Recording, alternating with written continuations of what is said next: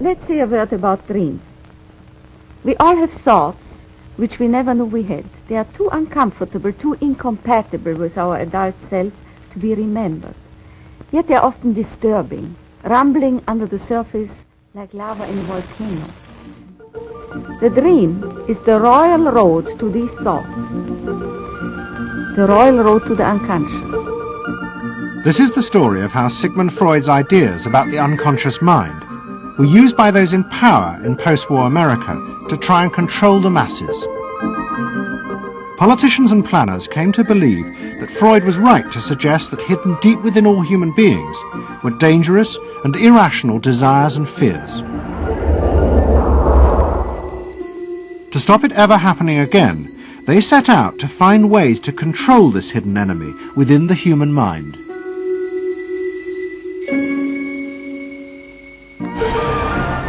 At the heart of the story are Sigmund Freud's daughter Anna and his nephew Edward Bernays, who had invented the profession of public relations. Their ideas were used by the US government, big business and the CIA to develop techniques to manage and control the minds of the American people. Those in power believed that the only way to make democracy work and create a stable society was to repress the savage barbarism that lurked just under the surface of normal American life.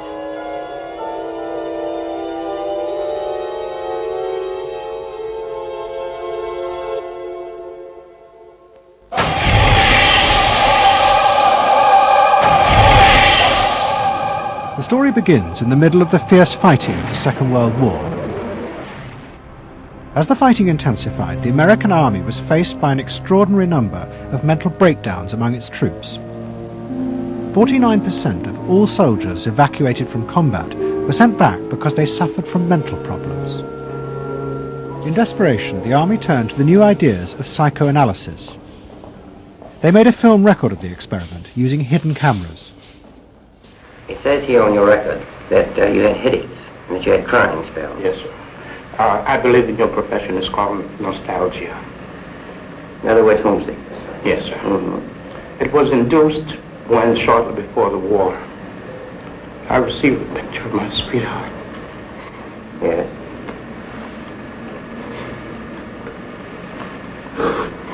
Mm-hmm.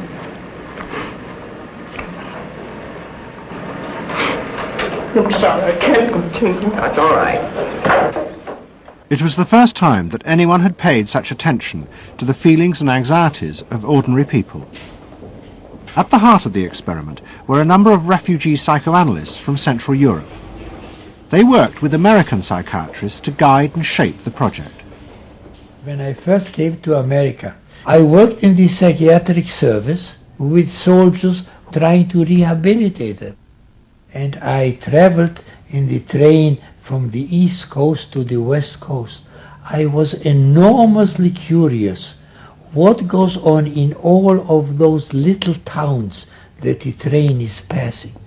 After my years in the army, I knew exactly what everybody was doing in the little towns, because I saw so many people who came from there, and I understood their aspirations, their disappointments, and so forth. So it was as if somebody invited me to a privileged tour into the inner soul of America. I'm not doing this deliberately, so please believe me. I do believe you. A display of emotion is sometimes very helpful. I hope so, sir. Sure, it gets it off your chest. Well, sir, to be perfectly honest with you, I'm very much in love with my sweetheart. She has been the one person that gave me a sense of importance, and that through her cooperation with me, we were able to surmount so many obstacles. Take it easy now, just talk to... The psychoanalysts used techniques developed by Freud to take the men back into their past. They became convinced that the breakdowns were not the direct result of fighting. The stress of combat had merely triggered old childhood memories. These were memories of the men's own violent feelings and desires, which they had repressed because they were too frightening. Think deeply. Let's go back. When was it you... To the psychoanalysts, it was overwhelming proof of Freud's theory that underneath human beings were driven by primitive, irrational forces. You won't die. World War II was a major shattering experience because I discovered the enormous role of the irrational in the lives of most people. Yeah, that I can say, that I learned that the ratio between the irrational and the rational in America is very much in favor of the irrational. That there is much greater unhappiness, much more suffering, much more. A sadder country than one would imagine it from the advertisements that you get. A much more problematic country. Victory in the Second World War was celebrated as a triumph of democracy. But in private, many policymakers were worried about the implications of the analysis of the soldiers. It seemed to show that underneath every American were irrational, violent drives. Planners and policymakers had been convinced by their experiences during World War II that human beings could act very irrationally because of this sort of teeming and raw and unpredictable emotionality, the kind of chaos that lived at the base of human personality could, in fact, infect the society, social institutions, to such a point that the society itself would become sick. That's what they believe happened in Germany, in which the irrational, the anti-democratic, went wild. It was a vision of human nature as incredibly destructive, and they were terrified that Americans would in fact behave that way, or were capable of behaving that way, and they wanted to avoid a rerun of that. So what is needed is a human being that can internalize democratic values so that they are not shaken with the storm.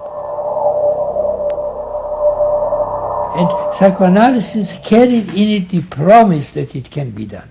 It opened up new vistas as to how the inner structure of the human being can be changed so that he becomes a more vital, free supporter and maintainer of democracy.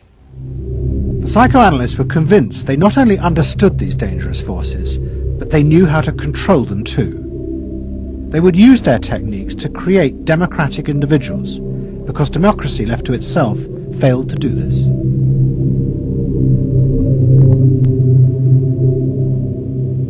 The source of this idea was not only Sigmund Freud, but his youngest daughter, Anna. She had fled with her father to London before the outbreak of war, and after he died, Anna Freud became the acknowledged leader of the world psychoanalytic movement. She saw her job as to fulfill her father's dream of making his ideas accepted throughout the world. At the center of the Freud movement stood Tante Anna, because she managed to work herself into that position. She was recognized as that, and not just because she was a daughter. She worked on that. She was rather forbidding. She was not, to me, a warm person, not an aunt you could kiss or put your arms around. Not at all. And her whole life rotated around the spreading of psychoanalysis. Freud himself had seen the role of psychoanalysis as allowing people to understand their unconscious drives. But Anna Freud believed it was possible to teach individuals how to control these inner forces. She had come to believe this through analysing children, above all the children of her close friend, Dorothy Burlingham. Dorothy Burlingham was an American millionairess who in the 1920s fled a failed marriage and brought her children to Anna Freud in Vienna. They were suffering terrible anxieties and aggression, but Anna Freud was convinced she could free them from this by changing the world around them. She thought that she could come in and into their environment, essentially, because they were children. You see, they didn't have independent lives of their own. She could go talk to the parents or the mother.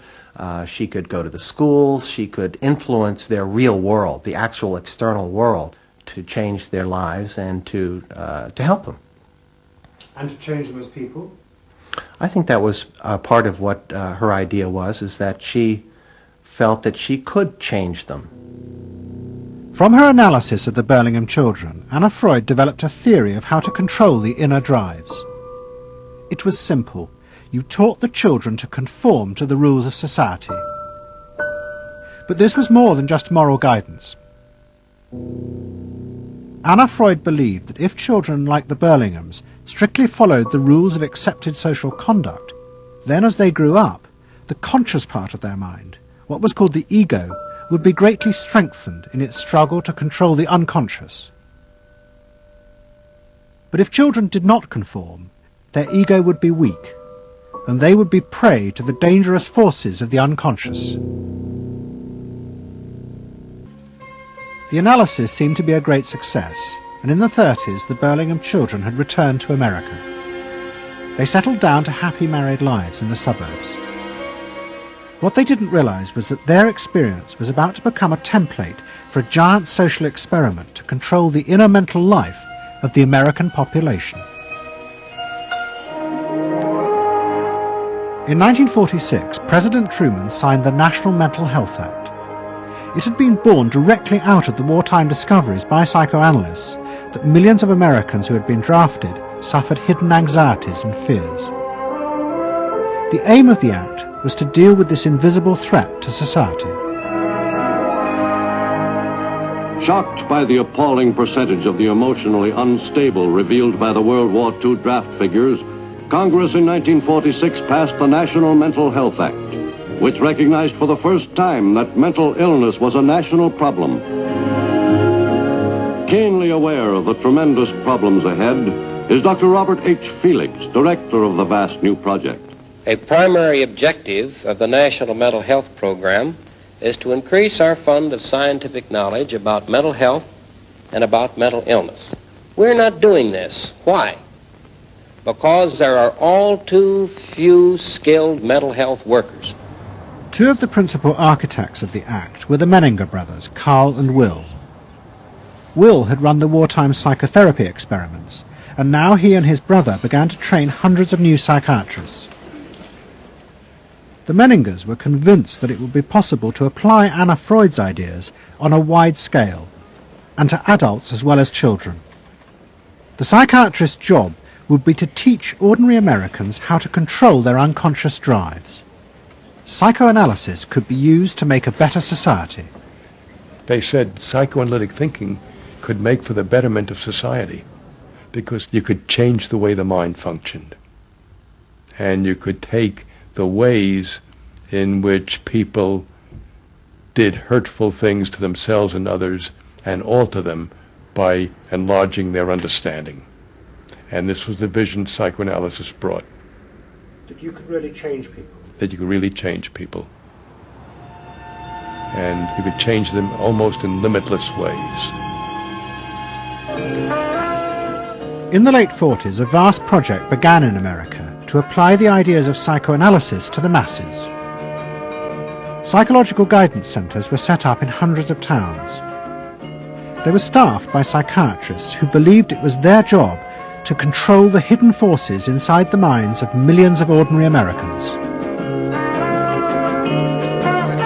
Yes, I need something done. I need some help. Did you have any particular teachers that you liked, any sort? I liked all my teachers except one, I remember. Well, what was the trouble with this one? I don't know, she just scared me most of the time. Holler at me and I'd run outside and vomit. I hate my brother. Loathe him. Despise him. At the same time, thousands of counsellors were trained to apply psychoanalysis to marriage guidance. And social workers were sent out to visit people's homes and advise on the psychological structure of family life. Behind all this was the fundamental idea of Anna Freud's. that if people were encouraged to conform to the accepted patterns of family and social life, then their ego would be strengthened. They would be able to control the dangerous forces within them. When your emotions control your actions, it affects not only yourself, but the people around you. And if this sort of flare-up is repeated often, it might lead to a permanently warped personality. You can control the fire of your emotions so that your personality becomes more pleasant. So we expect that someone who's been through that experience will be much more insightful, much more understanding, and a much better regulated person. And what happens to the And regulation includes being able to let go, as it were, to enjoy a football game or a soccer game.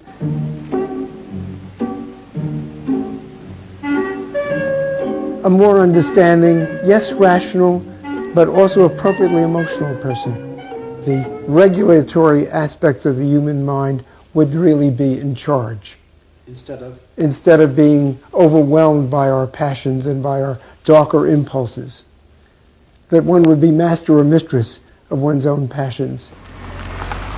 They just felt that the road to happiness was in adapting to the external world in which they lived. That people could be uncrippled from their own neurotic conflicts and impulses, that they would not engage in self-destructive behavior, that they would in fact adapt to the reality about them. They never questioned the reality. They never questioned that it might itself be a source of evil or something to which you could not adapt without compromise or without suffering or without exploiting yourself in some way. So there was this fit with the politics of the day. And a balance of emotions is important to a well-rounded personality. But it was only the beginning of the rise to power of psychoanalysis in America. Psychoanalysts were about to move into big business and use their techniques not just to create model citizens, but model consumers. Last week's episode showed how Freud's American nephew, Edward Bernays, had been the first to convince American corporations that they could sell products by connecting them with people's unconscious feelings. But now, a group of psychoanalysts were going to take what Bernays had begun and invent a whole range of techniques to get inside and manage the unconscious mind of the consumer. They were led by Ernest Dichter. Dichter had practiced next door to Freud in Vienna, but he had come to America and set up the Institute for Motivational Research in an old mansion north of New York. This is the Institute for Motivational Research, a place devoted to the intriguing business of finding out why people behave as they do, why they buy as they do, why they respond to advertising as they do. And this is Dr. Ernest Dichter. We don't go out and ask directly, why do you buy, why don't you? What we try to do instead is to understand the total personality, the self-image of the customer. We use all the resources of modern social sciences. It opens up some stimulating psychological techniques for selling any new product. Like the other psychoanalysts, Dichter believed that American citizens were fundamentally irrational beings. They could not be trusted. Their real reasons for buying products were rooted in unconscious desires and feelings. And Dichter wanted to find ways to uncover what he called the secret self of the American consumer. He was trying to get out of people's mind the unconscious motivations that they had for purchasing. These could be sexual, they could be psychological, they could be sociological, they could be a demand for status, a demand for recognition. There were things that people couldn't verbalize or wouldn't verbalize because they were too secret to them. They were too much a part of their nature, and they would be embarrassed. They would be embarrassed if they came out and said things like this. He would interview people, but not ask them direct questions, but let them talk freely like you do in psychoanalysis. And that was his background. And so he said, why can't we have a group therapy session about products? All right? And so Dichter built this room up above his garage, and he said we can have psychoanalysis of products. They can actually act out and verbalize their wants and needs. What we're going to do is try a couple of these salad dressings. Now let's see what happens. Here is our typical housewife. She doesn't follow the instructions. And they could be observed and watched, and other people could comment, and they could talk about it, and everybody could join in. He was the first to do this. This was absolutely the first thing that was ever done. And he had a movie projector up there where you could show advertisements and things like that, and people could react to them. And he invented the whole technique for mining the unconscious about the hidden psychological wants that people had about products. This became the focus group. It worked! Dichter's breakthrough came with a focus group study he did for Betty Crocker Foods. Like many food manufacturers in the early 50s, they had invented a new range of instant convenience foods. But although consumers had told market researchers they would welcome the idea, in fact they were refusing to buy them. The worst problem was the Betty Crocker cake mix. Dichter did a series of focus groups where housewives free associated about the cake mix. He concluded that they felt unconscious guilt at the new image being promoted of ease and convenience. In other words, he understood that the barrier to the consumption of the product was the housewife's feeling of guilt about using it. They basically, on one hand, wanted to make it easy for themselves, but they felt guilty about it. So what you've got to do in those circumstances is remove the barrier being guilt. The way you do that is to give the housewife a greater sense of participation. And how do you do that? By adding an egg. Simple as that. As simple as that. Dichter told Betty Crocker to put an instruction on the packet that the housewife should add an egg. It would be an unconscious symbol, he said, of the housewife mixing in her own eggs as a gift to her husband, and so would lessen the guilt. Betty Crocker did it, and the sales soared. My cake is ready. The consumer may have basic needs that the consumer himself or herself doesn't fully understand. You have to know what those needs are in order to fully exploit the consumer. Is it wrong to give people what they want by taking away their defenses, helping remove their defenses? It seems so much longer than last year. It is. Nearly 4 inches longer in some models. Oh! Dichter's success led to a rush by corporations and advertising agencies to employ psychoanalysts. They became known as the Depth Boys, and they promised to show companies how to make millions by connecting their products with people's hidden desires. Dichter himself became a millionaire, famous for inventing slogans like "A tiger in your tank." Even the marketing of the Barbie doll came from a children's focus group. And so it goes. But Dichter was convinced that this was far more than just selling. Like Anna Freud, he believed that the environment could be used to strengthen the human personality. And products had the power both to sate inner desires and give people a feeling of common identity with those around them. It was a strategy for creating a stable society. Dichter called it the strategy of desire. To understand a stable citizen, you have to know that modern man quite often tries to work off his frustrations by spending on self-gratification. Modern man is eternally ready to fill out his self-image by purchasing products which complement it. If you identify yourself with a product, it can have a therapeutic value. It improves your self-image, and you become a more secure person, and you have suddenly this confidence of going out in the world and doing what you want successfully. Ernest believed that that would then improve the whole of our society and become the best society on this planet.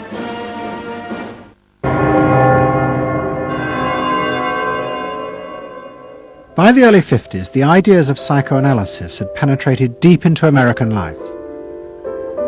The psychoanalysts themselves became rich and powerful. Many had consulting rooms overlooking Central Park in New York.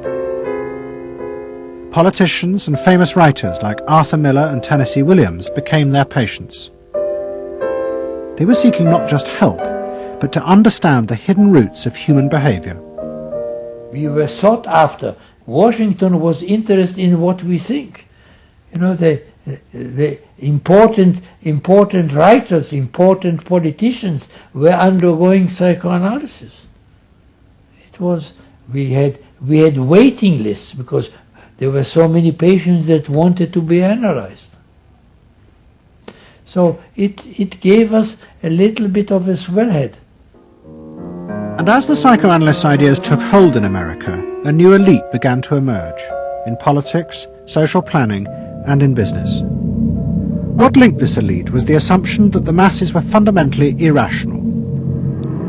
To make a free market democracy like America work, one had to use psychological techniques to control mass irrationality. They actually believed that this elite was necessary because individual citizens were not capable, if left alone, of being democratic citizens. The elite was necessary in order to create the conditions that would produce individuals capable of behaving as a good consumer and also behaving as a democratic citizen. They didn't see their activities as anti-democratic, as undermining the capacity of individual citizens for democracy. Quite the opposite. They understood that they were creating the conditions for democracy's survival and future. The rise of psychoanalysis to power in America was an extraordinary triumph for Anna Freud and her tireless promotion of her ideas. She remained in England, living with Dorothy Burlingham. On the surface, it was an idyllic life. She and Dorothy had bought a weekend cottage on the Suffolk coast. And in the summers, Dorothy's children came from America to visit with the grandchildren. But underneath, things were going badly wrong. Both Bob and Mabby Burlingham, who Anna Freud had analysed in the 1930s, had suffered personal breakdowns, and their marriages were collapsing. Bob was drinking heavily, and Mabby suffered terrible anxieties. The real reasons for the visits to England were yet more analysis with Anna Freud. Well, the problem was that it didn't look very good, did it? Because here you have somebody who's having nervous breakdowns and is having alcoholic binges. And this is not exactly, doesn't really sit well. Well, you know, from a humane standpoint, obviously this is not desirable. You know, you want to help these people. But it also had the wider ramifications of everybody in analysis, in analytic circles, knew that Bob and Mabby were guinea pigs. They were the living proof that this was a wonderful process. It was very much swept under the rug. It didn't get out. I mean, these people had such, their power and influence was such that, you know, you were very careful. Anna Freud was a very powerful person, and you were the grandchildren, and she knew a great deal more than you did about what went on in your parents' lives and so forth. It was not something you were going to tangle with, and you were a product of the whole situation. But at the same time, we all knew that something was really out of whack. As she grew older, she became more and more important, didn't she? Politically and scientifically, but she didn't know when to stop. She was a bit too righteous. What she did was always the thing, and she would never, to my knowledge, acknowledge that she could make a mistake or be wrong. That is my feeling. But the power and influence of the Freud family in America was about to grow even more. Politicians were about to turn to Anna Freud's cousin, Edward Bernays, for help in a time of crisis. He was going to manipulate the inner feelings and fears of the masses to help America's politicians fight the Cold War. I don't mean to say, and no one can say to you, that there are no dangers. Of course there are risks if we are not vigilant. but we do not have to be hysterical. In 1953, the Soviet Union exploded its first hydrogen bomb, and the fear of nuclear war and communism gripped the United States. Those in power became concerned about how to reassure the population. Committees were set up and public information films made, appealing for calm in the face of new threats, like nuclear fallout. It's the fallacy of devoting 85% of one's worrying capacity to an agent that constitutes only about 15% of an atomic bomb's destroying potential. At this point, Edward Bernays was living in New York.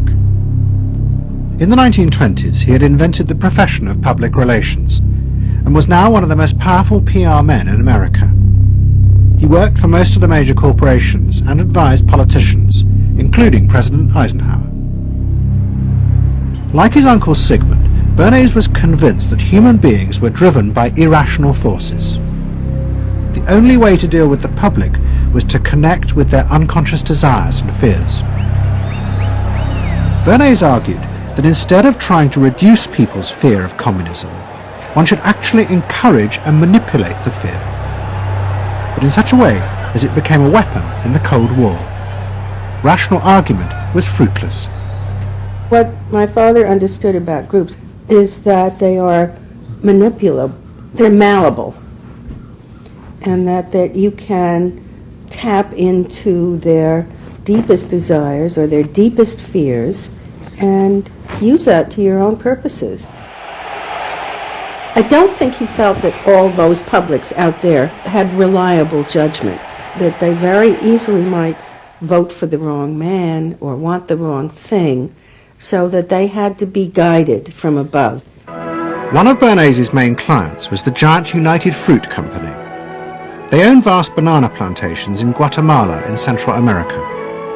For decades, United Fruit had controlled the country through pliable dictators. It was known as a banana republic. But in 1950, a young officer, Colonel Arbenz, was elected president. He promised to remove United Fruit's control over the country. And in 1953, he announced the government would take over much of their land. It was a massively popular move, but a disaster for United Fruit, and they turned to Bernays to help get rid of Arbenz. United Fruit brings in Bernays, and he basically understood that what United Fruit Company had to do was change this from being a popularly elected government that was doing some things that were good for the people there into this being very close to the American shore, a threat to American democracy, that it being at a time in the Cold War when Americans responded to issues of the Red Scare and what communism might do, he was trying to transform this, and brilliantly did transform it into an issue of a communist threat very close to our shores, taking United Fruit again as a commercial client out of the picture and making it look like a question of American democracy, American values being threatened. In reality, Arbenz was a democratic socialist with no links to Moscow. But Bernays set out to turn him into a communist threat to America. In reality, Arbenz was a democratic socialist with no links to Moscow. But Bernays set out to turn him into a communist threat to America. In reality, Arbenz was a democratic socialist. In reality, Arbenz was a democratic socialist. In reality. Ja, das deutsche Volk war ja damals eine Demokratie vor uns. Und es ist ausgeplündert und ausgepresst worden. Nein, was heißt für die internationalen Hyänen Demokratie oder autoritärer Staat? Das interessiert die gar nicht. Es interessiert sie nur eines. Ist jemand bereit, sich ausplündern zu lassen? Ja oder nein? Ist jemand dumm genug, dabei stillzuhalten? Ja oder nein? Und wenn eine Demokratie dumm genug ist, dabei stillzuhalten, dann ist sie gut. Und wenn ein autoritärer Staat erklärt, ihr plündert unser Volk nicht aus, weder innen noch außen, dann ist das schlecht. In diesen Ländern regiert tatsächlich das Kapital. Sie reden von der Freiheit der Presse. In Wirklichkeit hat jede dieser Zeitungen einen Herrn. Und dieser Herr ist in jedem Fall der Geldgeber. Diese Presse moduliert nun die öffentliche Meinung. Diese Parteien unterscheiden sich so wenig voneinander, als sie sich früher bei uns voneinander unterschieden haben. Sie kennen sie ja, die alten Parteien. Das war immer eines und dasselbe. Nun müsste man doch meinen, dass vor allem in diesen Ländern der Freiheit und des Reichtums ein unerhörtes Wohlleben für das Volk bestehen müsste. Es ist aber umgekehrt. In diesen Ländern der sogenannten Demokratie wird ja überhaupt gar nicht das Volk in den Mittelpunkt der Betrachtung gerückt. Was entscheidend ist, ist ausschließlich die Existenz dieser paar Macher der Demokratie. Das heißt also, die Existenz dieser paar hundert gigantischen Kapitalisten, die im Besitz ihrer ganzen Werke, ihrer ganzen Aktien sind und die letzten Endes damit diese Völker ausschließlich dirigieren. Die breite Masse interessiert sie nicht im geringsten. Es sind die Einzigen, die wirklich als internationale Elemente anzusprechen sind, weil sie überall ihre Geschäfte betätigen können. Es ist eine kleine, wurzellose, internationale Clique, die die Völker gegeneinander hetzt, die nicht will, dass sie zur Ruhe kommen. Sie können uns unterdrücken! Sie können uns meinetwegen töten! Kapitulieren werden wir nicht! Unser deutsches Volk siegt heil! Sie haben früher alle gelacht, diese Juden.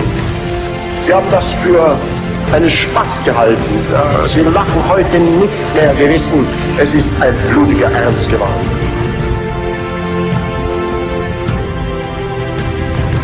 Es war das ein Kampf, besonders aber auch gegen das Volk, das in unserem Land schon fast allmächtig zu sein schien. Der Kampf gegen das Judentum.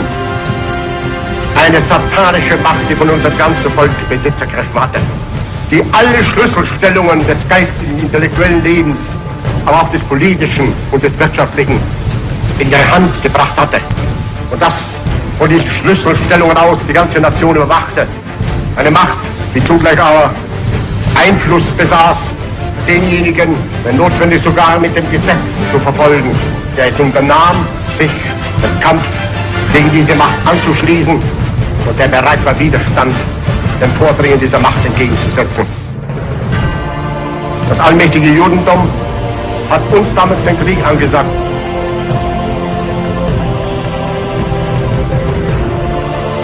Und wir haben gearbeitet. Was haben wir geschafft in den Jahren bis 1939?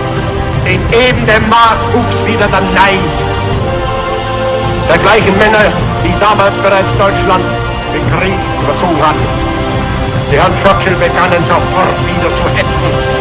Die Mr. Eden und dann natürlich den Juden an der Spitze, ein Horbelei und wie die alle heißen. Sie begannen nun ihre Hetze, Jahr für Jahr. Man sagte allerdings, ja, er rüstet. Ja, das habe ich nun immer getan. Man hat mir früher auch gesagt, warum haben Sie denn dann eine SA, wenn Sie den Frieden wollen? Warum machen Sie sich denn dann eine SS, wenn Sie sowieso nur die Brüderlichkeit wollen? Weil es Leute gibt, die das nicht wollen. Und denen wollte ich zeigen, dass sie auch für den anderen Fall gerüstet sind.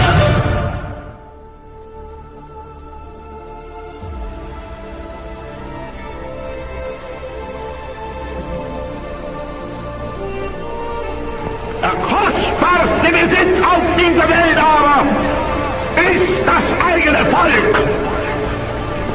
Und für dieses Volk und um dieses Volk wollen wir ringen und wollen wir kämpfen und niemals erlahmen und niemals ermüden und niemals verzagen und niemals verzweifeln.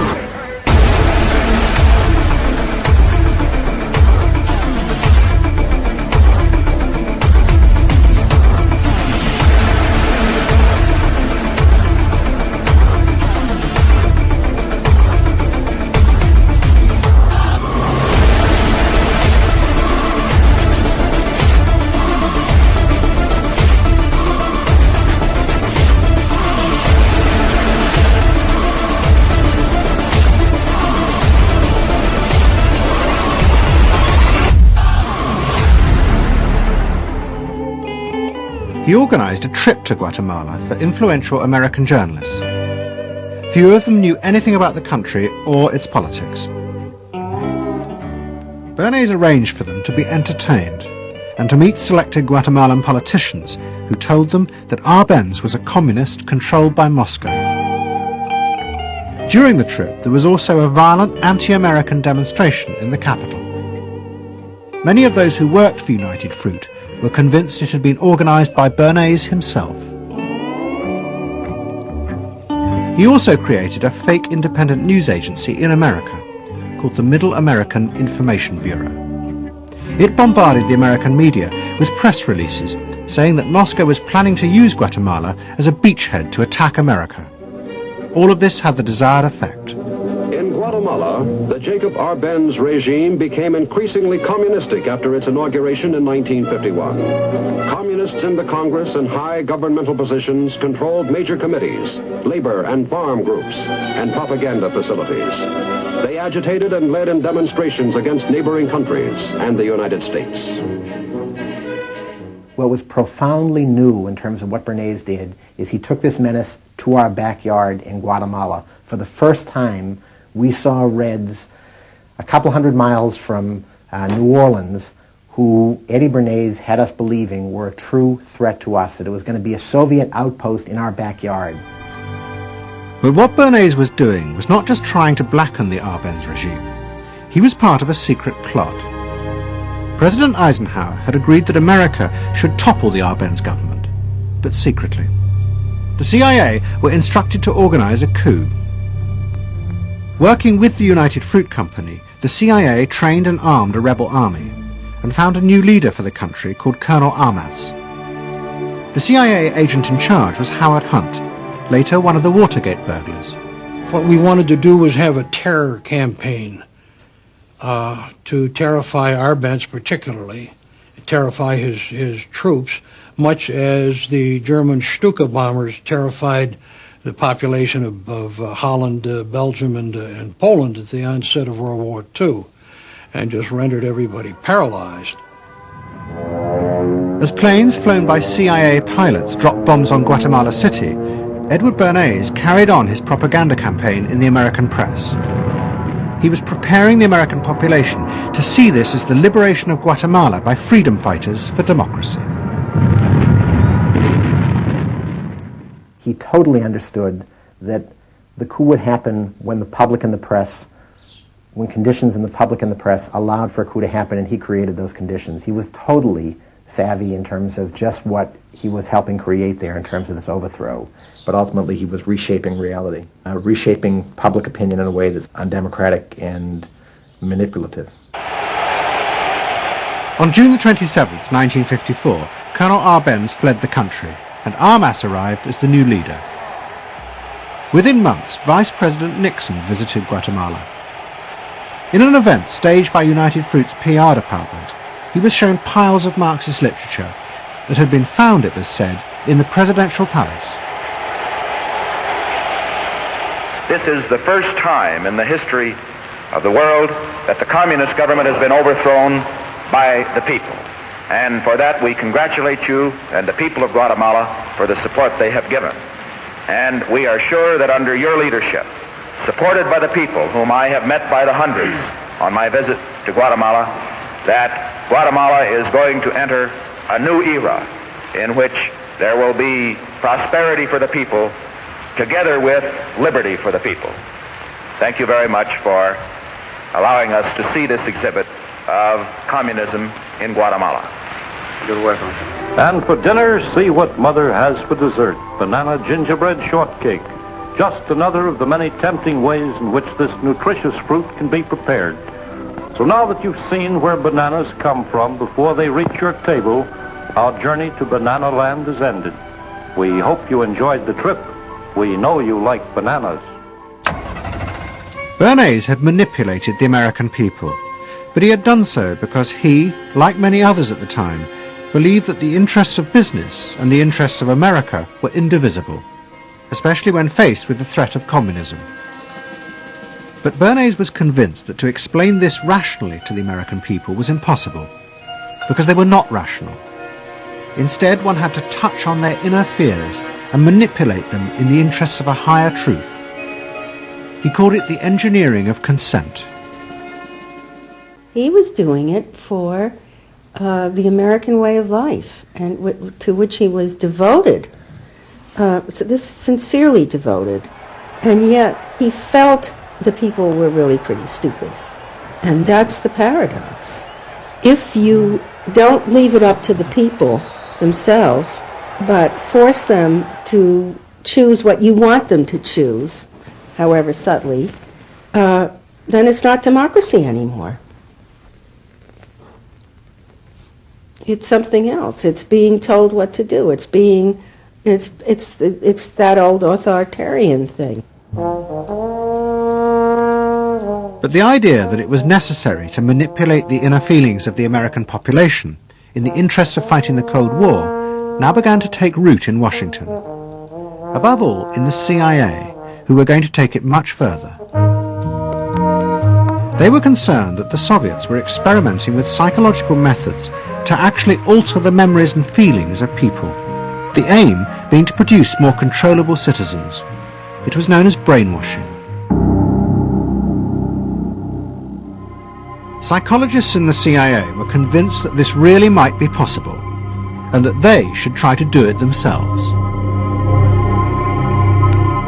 The image of the human being that was being built up at that particular time was that there was a great deal of vulnerability in every human being, and that vulnerability could be manipulated to program somebody to be something that I wanted them to be, and they didn't want to be. That you could manipulate people in such a way that they could be automatons, if you will, for whatever your own purposes were. This was the image that people thought was possible. In the late 50s, the CIA poured millions of dollars into the psychology departments of universities across America. They were secretly funding experiments on how to alter and control the inner drives of human beings. The most notorious of these experiments was run by the head of the American Psychiatric Association, Dr. Ewan Cameron. Like many psychiatrists at that time, Cameron was convinced that inside human beings were dangerous forces which threatened society. But he believed that it was possible not just to control these forces, but actually remove them. He thought that psychiatry should not just concentrate on sick people, mentally ill, but should actually go into government, that politicians should listen to psychiatrists. Psychiatrists should be in every parliament and should direct and monitor political activities, because they knew in a rational, scientific way what was good for people. Cameron had set up a clinic in a hospital in Montreal called the Allen Memorial. It is now long since closed down. Cameron took patients who suffered a wide range of mental problems. His theory was that these resulted from forgotten or repressed memories. But he was impatient with the idea of using psychotherapy to uncover them. Instead, he would simply wipe them. Cameron used drugs, including LSD, and the technique of ECT, electroconvulsive therapy. It was conventionally used at that time to relieve depression. But Cameron was going to use it in a new way, to produce new people. He was really using it to try and change the fundamental function of the individual, to alter their past memories, their past ways of behaving, and as I think he said at one point, it is to just sort of erase everything from their past, so that you then had a slate in which you could record new ways of behavior. And so he used massive doses of shock, people receiving several shocks a day, and over a course of time, hundreds of ECT treatments, so that they were just reduced to a sort of a very primitive vegetable state. I don't remember what happened to me. I was introduced to Dr. Cameron, and I don't remember Dr. Cameron at all. I don't remember any of that. They shipped me up to what they called the sleep room, and they gave me all of these electroconvulsive shock treatments and megadoses of drugs and LSD and all of that, and I have no memory of any of that. Nothing in the of that time in the Allen Memorial or any of my life previous to that. All gone. Wiped. And then having depatterned somebody or brought them down to where basically nothing but the essential functions of the body were going on in terms of breathing and things of this nature.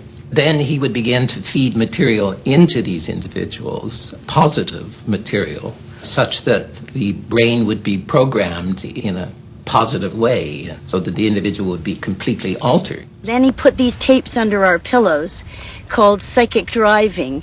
He would then put back into this empty brain a program of whatever sort he decided upon, and the people like myself would wake up another person, I guess. In fact, Cameron's experiments were a complete disaster.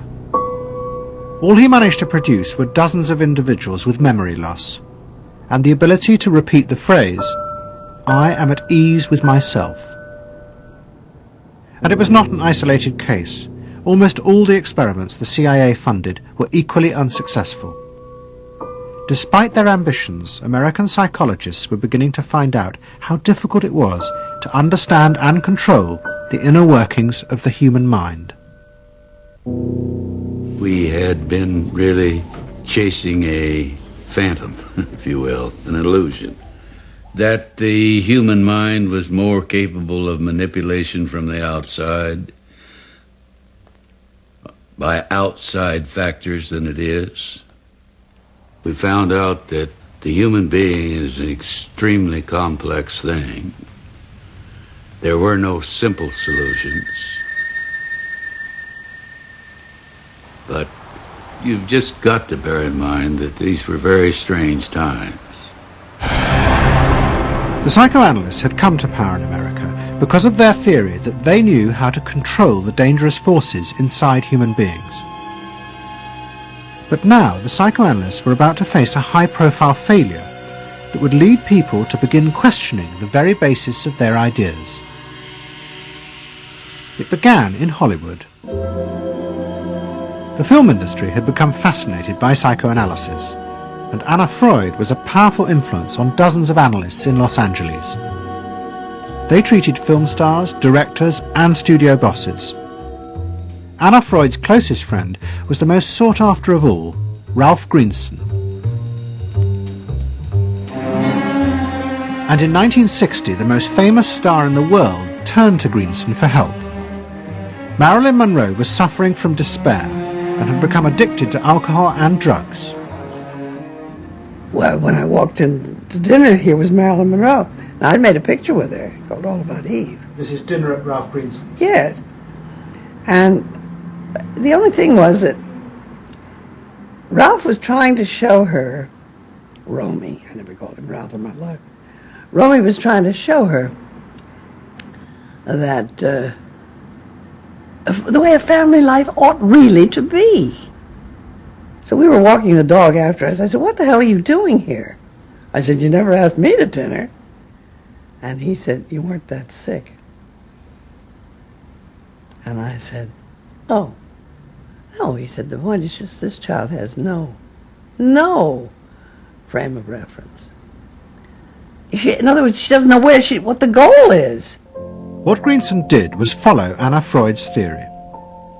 If Marilyn Monroe could be taught to conform to what society considered a normal pattern of life, that would help her ego control her inner destructive urges. But Greenson pushed it to an extreme. He persuaded Monroe to move into a house nearby that was decorated like his own. He then took her into his own family life, and he, his wife, and his daughter played at being Monroe's own family. Greenson himself would become the model of conformity. And so this someone whom she regarded as important and whom she idealized, if he turned out to be a very gratifying father figure, her ego would benefit from that. That was the theory. His wife and children, everyone was involved, yeah. They were strengthening the person. They were strengthening the mind. They were strengthening the agent that controls inner life against adversity, against insufficiency, against too much frustration. So that Marilyn Monroe would no longer be a helpless person looking for love. She'd have enough love. But despite all his efforts, Greenson was unable to help Marilyn Monroe. On August the 5th, 1962, she committed suicide in her house. The suicide shocked many in the analytic community, including Anna Freud. And high-profile figures in American life, who had previously been enthusiasts for psychoanalysis, now began to question why psychoanalysis had become so powerful in America. Was it really because it benefited individuals? Or had it in fact become a form of constraint in the interests of social order? The critics included Monroe's ex-husband, Arthur Miller. My argument with so much psychoanalysis is the preconception that suffering is a mistake, or a sign of weakness, or a sign even of illness, when in fact, possibly the greatest truths we know have come out of people's suffering. That the problem is not to undo suffering or to wipe it off the face of the earth, but to make it inform our lives, instead of trying to cure ourselves of it constantly and avoid it, and avoid anything but that lobotomized sense of what they call happiness. There's too much of an attempt, it seems to me, to think in terms of controlling man rather than freeing him, of defining him rather than letting him go. Mm-hmm. And it's part of the whole ideology of this age, which is power mad. Hey, have you heard about the crazy new way to send a message today? It's flashed on a screen, too quick to see, but still you get it subliminally. At the same time, an onslaught was launched on the way psychoanalysis was being used by business to control people. The first blow came with the bestseller, The Hidden Persuaders, written by Vance Packard. It accused psychoanalysts of reducing the American people to emotional puppets, whose only function was to keep the mass production lines running. They did this by manipulating people's unconscious desires to create longings for ever new brands and models. They had turned the population into unwitting participants in the system of planned obsolescence. The second blow came from an influential philosopher and social critic, Herbert Marcuse. He had been trained in psychoanalysis. This is a childish application of psychoanalysis, which does not take at all into consideration the very real political systematic waste of resources, of technology and of the productive process. For example, planned obsolescence.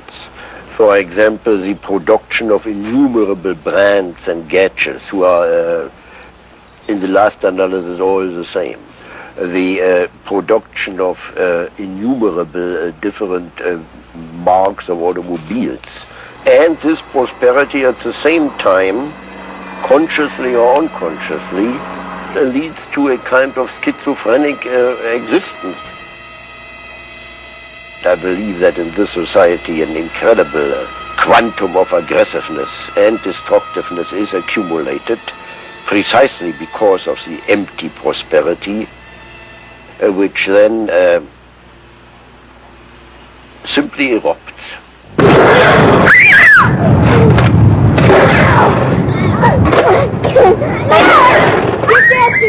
Marcuse's argument was not simply that psychoanalysis had been used for corrupt purposes. It was more fundamental. Marcuse said that the very idea that you needed to control people was wrong. Human beings did have inner emotional drives, but they were not inherently violent or evil. It was society that made these drives dangerous by repressing and distorting them. Anna Freud and her followers had increased that repression by trying to make people conform to society. In so doing, they made people more dangerous, not less. Marcuse challenged that social world, and he said that's a world that should not be adapted to. And in fact, what the individual was adapting to was corrupt and evil and corrupting. In other words, he switched the source of evil from inward conflict to the society itself. That the sickness of society lay at the societal level, not at the sickness of human beings in it. And if people did not challenge that, then they were, in fact, submitting to evil. Modern psychology has a word that is probably used more than any other word in psychology. It is the word maladjusted. It is the ringing cry of modern child psychology, maladjusted. Now, of course, we all want to live the well-adjusted life in order to avoid neurotic and schizophrenic personalities. But as I move toward my conclusion, I would like to say to you today, in a very honest manner, that there are some things in our society and some things in our world for which I'm proud to be maladjusted. And I call upon all men of goodwill to be maladjusted to these things until the good society is realized. I must honestly say to you that I never intend to adjust myself through racial segregation and discrimination. I never intend to adjust myself to religious bigotry. I never intend to adjust myself to economic conditions that will take necessities from the many to give luxuries to the few and leave millions of God's children smothering in an airtight cage of poverty in the midst of an affluent society. The political influence of the Freudian psychoanalysts was over. Instead, they were now accused of having helped to create a repressive form of social control. Anna Freud and Dorothy Burlingham lived on in Sigmund Freud's old house in London. In 1970, Dorothy's son Bob died of alcoholism. And in 1973, his sister Mabby returned for yet more analysis with Anna Freud. She went back for more analysis. She was living at 20 Marysville Gardens in the Freud house, as I guess she did when she wasn't with her husband, and she committed suicide. She took an overdose of sleeping pills. In Freud's own house? In Freud's own house, right.